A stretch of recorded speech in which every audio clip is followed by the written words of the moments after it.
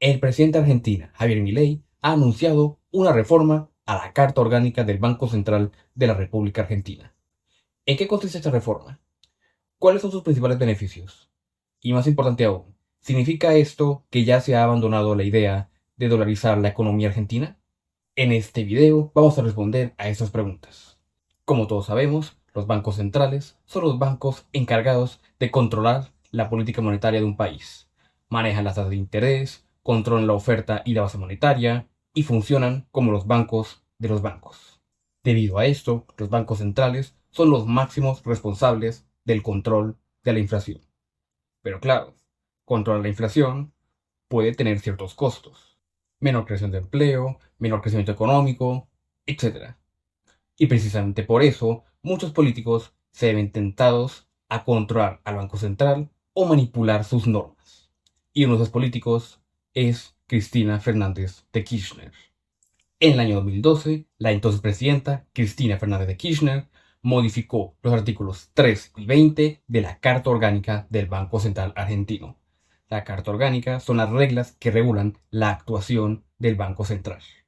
La modificación de estos artículos fue una de las muchas razones por las que Argentina volvió a sufrir una crisis inflacionaria. En concreto, a partir del año 2012, el artículo 3 de la Carta Orgánica del Banco Central Argentino reza lo siguiente. El banco tiene por finalidad promover, en la medida de sus facultades y en el marco de las políticas establecidas por el Gobierno Nacional, la estabilidad monetaria, la estabilidad financiera, el empleo y el desarrollo económico con equidad social. Es decir, el Banco Central tenía que darle la misma prioridad e importancia a la lucha contra la inflación que a la lucha contra el desempleo y la lucha contra la desigualdad. Aunque todos estos objetivos nos puedan parecer nobles, el Banco Central no debería encargarse de absolutamente todos, porque por hacer más, podría hacer menos. Además, es que muchos de estos objetivos pueden chocar entre sí, en particular el desempleo y la inflación. Por ejemplo, supongamos que Argentina entra en esta inflación, que fue justo lo que terminó pasando. Hay una alta inflación y un alto desempleo. ¿Qué se supone que debe hacer el Banco Central ahí? ¿Subir la tasa de interés para controlar la inflación? Vale, pero es que subir la tasa de interés perjudica el empleo. El Banco Central no podrá combatir al mismo tiempo la inflación y el desempleo, por lo que tendrá que dar la prioridad a una de las dos. Pero es que la Carta Orgánica dice que ambas tienen la misma prioridad. No puede priorizar al primero sobre el segundo, ni al segundo sobre el primero. Entonces, ¿qué se hace ahí? Pero como si eso no fuera suficiente, el artículo 20 dice esto. El banco podrá hacer adelantos transitorios al gobierno nacional hasta una cantidad equivalente al 12% de la base monetaria, constituida por la circulación monetaria más los depósitos a la vista de las entidades financieras en el Banco Central de la República Argentina, en cuentas corrientes o en cuentas especiales. Podrá, además, otorgar adelantos hasta una cantidad que no supere el 10% de los recursos en efectivo que el gobierno nacional haya obtenido en los últimos 12 meses. En resumen, el Banco Central puede prestarle dinero al gobierno para financiar el gasto público. El gobierno le pide un préstamo al Banco Central y el Banco Central imprime dinero para financiar al gobierno, con la promesa de que el gobierno devuelva esa plata. Esto busca evitar que aumente el dinero en circulación y por tanto la inflación.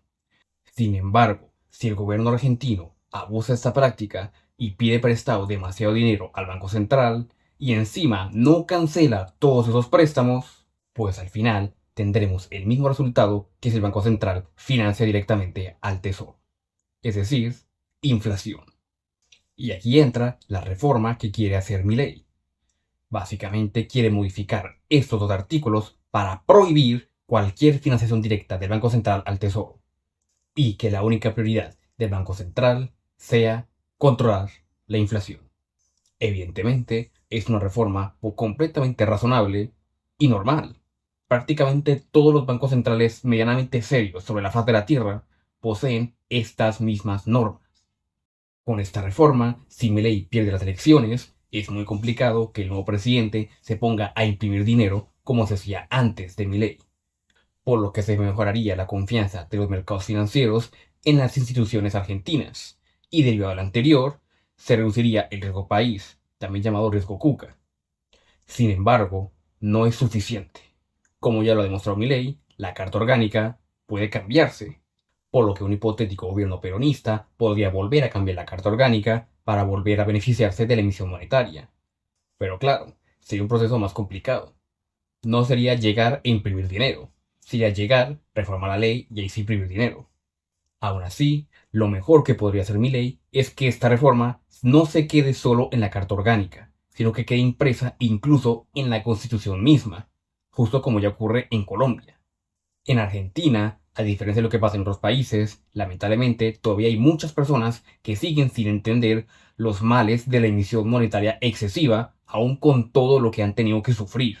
Un blindaje constitucional ayudaría a proteger esta reforma mientras los argentinos sacan de su cabeza las nocivas ideas económicas del peronismo y del kirchnerismo. Pero claro, reformar la constitución es un proceso más largo y complicado, por lo que de momento Milei solo pudo limitarse a reformar la Carta Orgánica. Ahora bien, por más positiva que sea esta reforma, es imposible no preguntarse si Milei acaba de renunciar a la idea de dolarizar.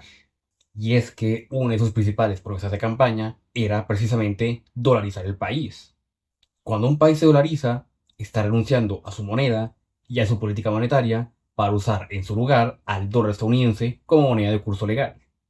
Esto se hace cuando se considera que el país no puede manejar su política monetaria sin causar un desastre, por lo que suele hacerse en países que acaban de sufrir grandes hiperinflaciones. Haciendo una analogía, es como si se me infectara el dedo gordo y para evitar que la infección se me pase a toda la mano y pierda toda la mano, me quito el dedo gordo. Por lo general, es una política que suele funcionar muy bien. Ecuador, por ejemplo, no ha tenido grandes inflaciones desde que se dolarizó. Sin embargo, aún así, la dolarización nunca es la mejor opción. Volviendo al ejemplo de la mano, me corto el dedo para salvar la mano, pero es que resulta que no era necesario. Era perfectamente posible salvar tanto el dedo como la mano. Lo mejor siempre va a ser salvar la moneda o crear una nueva moneda, como hizo Fujimori con el nuevo sol peruano. Aunque es completamente legítimo desconfiar del manejo que le darán los políticos a la política monetaria, al dolarizar sigue dependiendo de un banco central y de que haga un buen manejo de la política monetaria, solo que esta vez es un banco central extranjero. Personalmente, me parece fantástico que haya abandonado esa idea y en su lugar se enfoque en proteger al peso. Sin embargo, no deja de ser una traición a sus promesas de campaña. Porque ¿cuál es la necesidad de dolarizar si la inflación ya ha sido controlada y si las instituciones ya han sido reformadas para evitar que se repitan los desastres monetarios del pasado? La reforma que Milei quiere hacer es la justificación perfecta para no dolarizar. Y repito, por mí fantástico, pero no deja de ser una traición a sus promesas de campaña. En fin, esperemos que decida lo que decida, dolarizar o no dolarizar, Milei tenga éxito, para que Argentina se estabilice, vuelva a crecer, vuelva a ser un país rico y se convierta en una potencia mundial.